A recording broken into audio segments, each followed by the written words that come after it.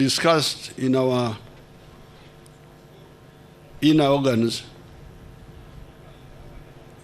But before I talk about the future, I hope nobody will accuse the Electoral Commission for campaigning for me. When they selected this site here, what I challenged the NRM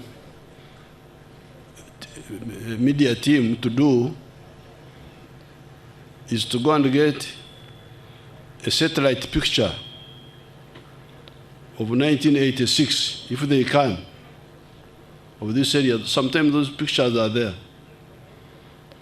Get a satellite picture of this area, this area, which they call Lweza, they mix them up. This whole area, up to Wewaja.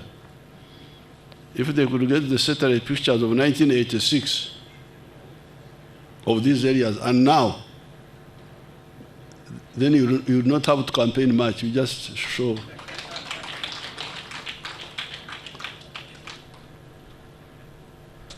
You Gen Z people, these are Gen Z, Gen Z, Gen Z. The Gen Z is my comrades, my supporters. You should see that picture of 1986 here. This was a coffee shamba, here. That's why they call it Boa Estate. It was a coffee shamba owned by a British company called Mitchell Courts. Now when you come here, it's amazing. If you, all the way you can see. A satellite picture of 1986 and now would speak many words rather than just talking. And the whole of, if you want to show the whole of Kampala, 1986 from the satellite, and now, just the picture. So where we are moving to now is to, again, convince the people of Uganda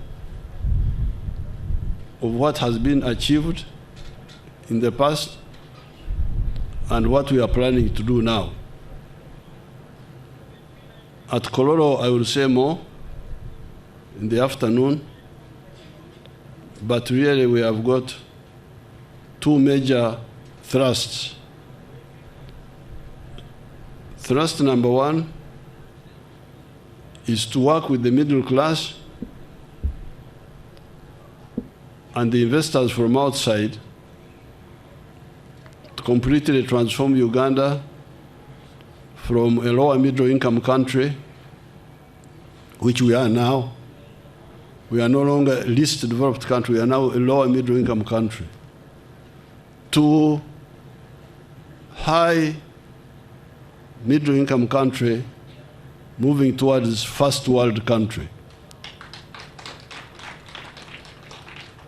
I think the idea is that in this Sanja, which we are now concluding, if you check the figures, the GDP of Uganda has doubled, apparently. I had not bothered to check that, but they pointed it out. That at the end of the last Sanja, we were like 34 billion. We are now 66 billion. It's really, I don't know why NRM doesn't talk more about some of these things, because they are really remarkable. To double the size of GDP in one term is not a mean achievement. And this is what we intend to do in this coming term. And things are now much faster because we have everything that we didn't have in the past. We have electricity. We have the roads, although we need to repair some of the others. We have the telephones. We have the manpower, the educated people. We have the peace. That's why we are being flooded with more investments. Because people in the world are looking for a peaceful area, a peaceful and profitable area where to invest. That's why there's one of our Asian people, the one who was heading the Uganda-Indian Association, I've forgotten his name, but he always tells me about Uganda being a land of the 3 Ps. Peaceful, profitable, and something else, three Ps. Peaceful, profitable, and some other third one. It has got everything. They are coming because there is peace. But on the other side, we, the NRM people, need to ensure that all our population layers get involved. This is where we have some challenges. And this is where we need to address what I always call the mass issues, the issues of the masses. Number one, everybody to be involved in the money economy with the Kibaro. That's number one. Number two, education. Free education for our children of the poor in government schools. For all children in the government schools. The rich ones can take their children to private schools. Number three, the roads. Making sure that the tarmac roads are repaired on time so that we don't have to lose time and then get potholes and then come late and do so more expensively. But also, the Maram roads are maintained. And the money is always sent. The next one, health, the health. The immunization is doing very well, but the curative side sometimes has problems.